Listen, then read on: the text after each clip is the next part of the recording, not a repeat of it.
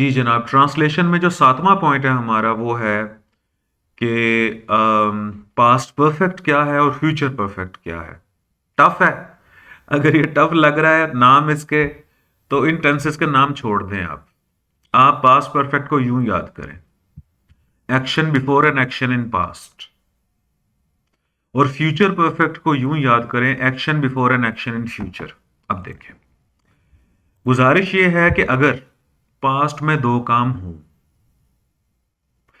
एक काम पहले मुकम्मल हो, फिर टाइम गैप आए और फिर दूसरा काम मुकम्मल हो, तो हम उसे बोल देंगे A B A in past, action before an action in past. जैसे कि ये सेंटेंस देखें, कहानी खत्म होने से पहले ही बच्चा सो चुका था, सो गया था, सो गया। यानी इसकी एंडिंग जैसी मर्जी हो, लेकिन आप ये देखेंगे पास्ट में दो एक्शन हुए। अब आप मुझे बताइए कि एक कहानी खत्म हुई है, एक एक्टिविटी ये हुई है और दूसरा बच्चा सोया है, कौन सा एक्शन पहले मुकम्मल हुआ है? बच्चा पहले सोया है ना जी। कहानी अभी खत्म नहीं हुई थी, कहानी खत्म होने से पहले ही बच्चा सो गया था।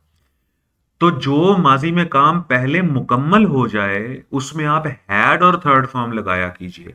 तो the child had slept before the story finished, और हैड और थर्ड फॉर्म के साथ जो कॉम्बिनेशन है वो बनाया करें वर्ब की सेकंड फॉर्म का।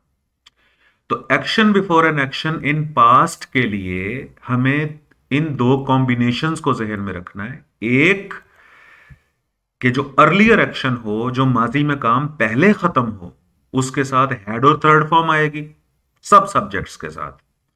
और जो काम बाद में खत्म हो उसमें सेकंड फॉर्म आएगी। और जो कंजंक्शन बीच में लगेगा वो बिफोर का भी लग सकता है और वो व्हेन का भी लग सकता है। बिफोर का भी लग सकता है और व्हेन का भी लग सकता है। यानी ये सेंटेंस यूं भी हो सकता है, the child had slept when the story finished. अच्छा, इसी बात को आप फ्यूचर में ले जाएं। आप ए बी इन फ्यूचर का मतलब हो गया action before an action in future. Sentence देखिए उर्दू का, कहानी खत्म होने से पहले ही बच्चा सो चुका होगा, सो गया होगा, सो जाएगा। फ्यूचर में दो काम मुकम्मल होने हैं अभी। अब आपने देखना है कि पहले कौन सा काम मुकम्मल होना है। तो जो काम पहले मुकम्मल होना होगा उसमें आप विल हैव, शैल हैव और थर्ड फॉर्म यूज कीजिए। जो काम पहले मुकम्मल होना होगा, जो काम पहले मुकम्मल होना है अभी फ्यूचर में, तो उसमें आप विल हैव, शैल हैव और वर्ब की थर्ड फॉर्म यूज कीजिए। और जो काम बाद में मुकम्मल होना है वहां आप वर्ब की फर्स्ट फॉर्म यूज कीजिए। और अगर सिंगुलर सब्जेक्ट है तो वर्ब की फर्स्ट फॉर्म के साथ एस सी एस का इजाफा होता है। जैसे कि सेंटेंस बना हुआ है कि the child will have slept before the story finishes. अच्छा, लेकिन आप एक्शन बिफोर एन एक्शन और ऑलमोस्ट सेम टाइम एक्शन में फर्क करना भी सीखिए। एक्शन बिफोर एन एक्शन और ऑलमोस्ट सेम टाइम एक्शन में भी आप फर्क करना सीखिए। ये क्या बात हुई? अब ये सेंटेंस देखिए, जब मैं बाग में दाखिल हुआ तो मैंने एक परिंदा देखा। अब मैं ये भी तो आपसे पूछ सकता हूं कि माजी में यहां भी तो दो काम हुए हैं। जब मैं बाग में दाखिल हुआ तो मैंने एक परिंदा देखा, पहले काम उसका बाग में दाखिल होने का है, बाद में उसका काम परिंदा देखने का है। तो यहां हैड और थर्ड फॉर्म क्यों नहीं लगी? अब यहां काम आएगी आपकी सेंस, कि कहानी खत्म होने से पहले ही बच्चा सो चुका था या सो गया था।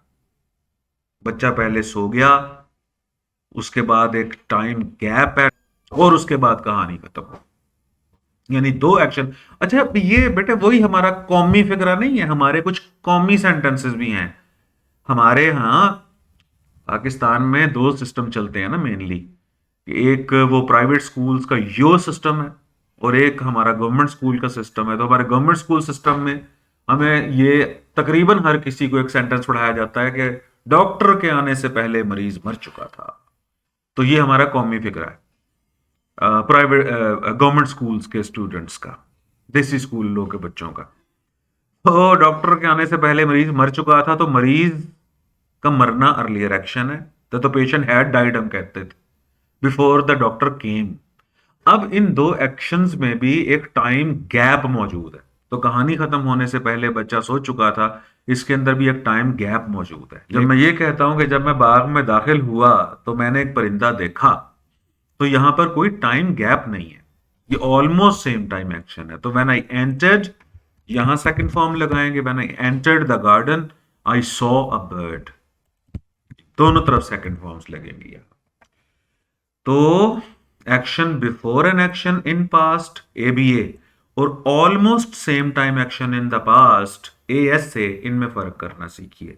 जो action before an action in the past होता है उसमें हम अर्लियर एक्शन के साथ हेड और थर्ड फॉर्म लगाते हैं, और साथ में लेटर एक्शन के साथ वर्ब की सेकंड फॉर्म लगाते हैं। फ्यूचर में अगर दो काम होने हैं, होने होंगे, तो अर्लियर एक्शंस के साथ हम विल हैव, शैल हैव और वर्ब की थर्ड फॉर्म लगाते हैं, और लेटर एक्शंस के साथ हम वर्ब की फर्स्ट फॉर्म लगाते हैं। लेकिन ऑलमोस्ट सेम टाइम एक्शन हो अगर पास्ट में, तो उसमें हम दोनों तरफ वर्ब की सेकंड फॉर्म्स लगाते हैं। ठीक है। अच्छा जी, और अच्छी ट्रांसलेशन करने के लिए